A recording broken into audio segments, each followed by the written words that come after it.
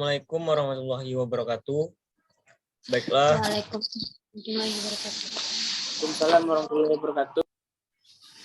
Baiklah, kami dari kelompok 7B yang beranggotakan Mtaki Muafak, Miftahul Jannah, Lisi Yaza, Dede Febrian, dan Dimas Hidayatullah yang berhalangan Zoom karena nemenin orang tua. Baiklah, untuk pembacaan materi akan dibacakan oleh Miftahul Jannah. Kepada Miftahul Jannah dipersilakan.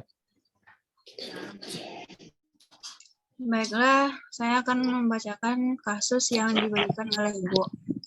Kasusnya adalah, sebagaimana kita ketahui bahwa kurikulum merupakan salah satu faktor yang menentukan keberhasilan sekolah dalam mencapai tujuan pendidikan.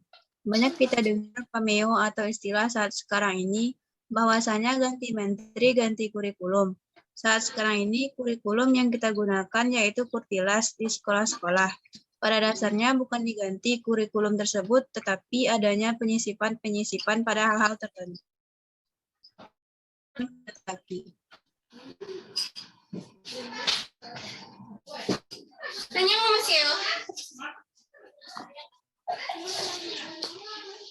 Udah, Mif? Udah penyampaian materinya.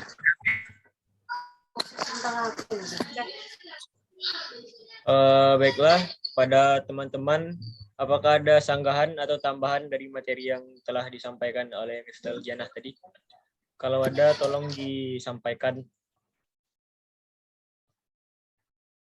Apakah dari Dedek dan Adi ada?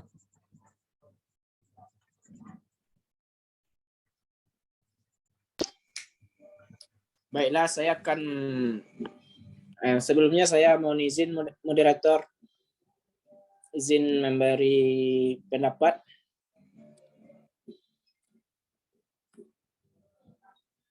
Halo. Iya, Dek. Silakan. Saya akan memberi pendapat mengenai kasus pada yang telah dibacakan oleh Miftah tadi. Pendapat saya yaitu, menurut pendapat saya, memang bahwasanya dalam kurikulum terjadi penyisipan atau pembaruan dalam hal-hal tertentu. Dan ini merupakan hal yang sangat berpengaruh terhadap perkembangan pendidikan. Dari sisi baiknya, pendidikan di Indonesia menjadi lebih baik karena adanya perbaikan-perbaikan terhadap kurikulum tersebut yang tentunya disesuaikan dengan perkembangan bangsa saat ini. Namun tidak semua sekolah yang menyambut baik terhadap pergantian kurikulum. Ada juga beberapa sekolah yang merasa keberatan terhadap kurikulum ini. Terutama sekolah-sekolah yang ada di pedesaan, apalagi yang terpelosok.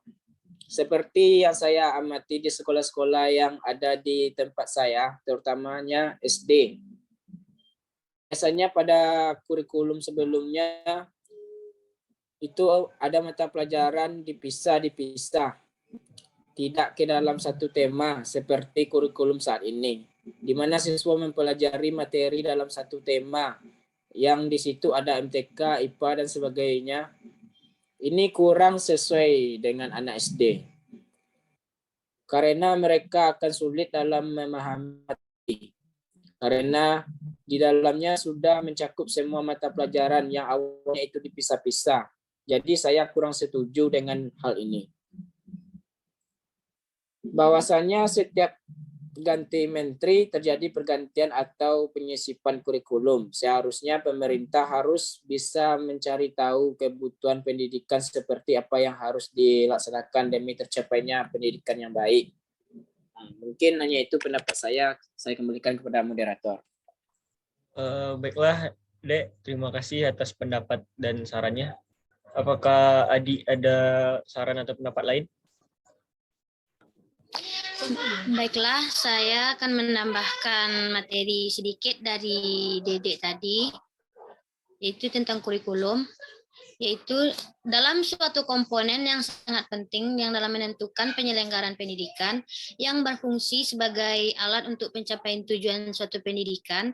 Apabila tujuan pendidikan itu berubah, maka secara otomatis kurikulum itu juga bisa diubah. Nah itu, terima kasih. Baiklah, terima kasih kepada Adik. Baiklah, sekarang saya akan menambah pendapat dari teman-teman saya tadi. Menurut saya, pertukaran kurikulum atau penyisipan belum efektif dilakukan untuk Indonesia. Karena di Indonesia merupakan negara kepulauan. Jika ingin melakukan penyisipan atau pergantian kurikulum, maka orang atau organisasi yang bersangkutan harus mensurvei bagaimana kondisi alam, kondisi alam kebutuhan yang ada di daerah tersebut. Jika hanya berpatok kepada daerah-daerah besar, maka tujuannya tidak akan tercapai. Jadi inti dari penambahan saya ini adalah lebih memperbanyak survei dan meningkatkan kesadaran bagi orang-orang yang ingin membuat aturan atau kurikulum baru. Tidak semena-mena atau tidak mencakup untuk daerah-daerah tertentu atau daerah-daerah besar saja. Yang jelas, untuk membuat kurikulum atau dasar dari pendidikan, kita harus melihat apa saja yang dibutuhkan di berbagai daerah di Indonesia. Mungkin itu tambahan dari saya. Bagaimana teman-teman? Ada tambahan yang lain atau sudah cukup? Izin berpendapat, moderator. Baik, Miftah. Baiklah, yang kita ketahui dalam perkembangannya istilah kurikulum yang dipakai dalam dunia pendidikan dan pengajaran yang dalam konteksnya kurikulum dapat diartikan dalam arti sempit sebagai sejumlah mata pelajaran yang diberikan di sekolah. Sedangkan dalam arti luas, kurikulum adalah semua pengalaman belajar yang diberikan sekolah kepada siswa selama mereka mengikuti pendidikan di sekolah.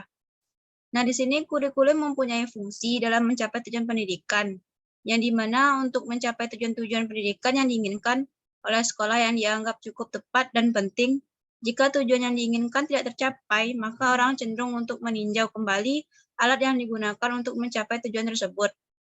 Jadi di sini fungsi kurikulum sebagai alat atau jembatan untuk mencapai tujuan. Terlepas dari itu, di dalam sebuah negara demokrasi seperti Indonesia, pungkiri bahwa orientasi politik dan praktek ketatanegaraan memegang peranan penting dalam perubahan kurikulum. Oleh karena itu, kita layaknya warga negara berkewajiban mendukung dan membangun sistem pendidikan yang lebih baik, serta meminta apa yang sudah menjadi hak kita akibat konsekuensi negara dalam menjamin kehidupan bangsa. Baiklah, hanya itu pendapat yang dapat saya sampaikan. Saya kembalikan ke peran moderator. Baiklah, terima kasih atas pendapatnya Miftah. Mungkin itulah pendapat dari diskusi kecil kami tentang materi kurikulum. Mohon maaf apabila ada kesalahan dalam perkataan dan perbuatan, kami mohon maaf. Saya akhiri dengan mengucap Assalamualaikum warahmatullahi wabarakatuh. Waalaikumsalam warahmatullahi wabarakatuh.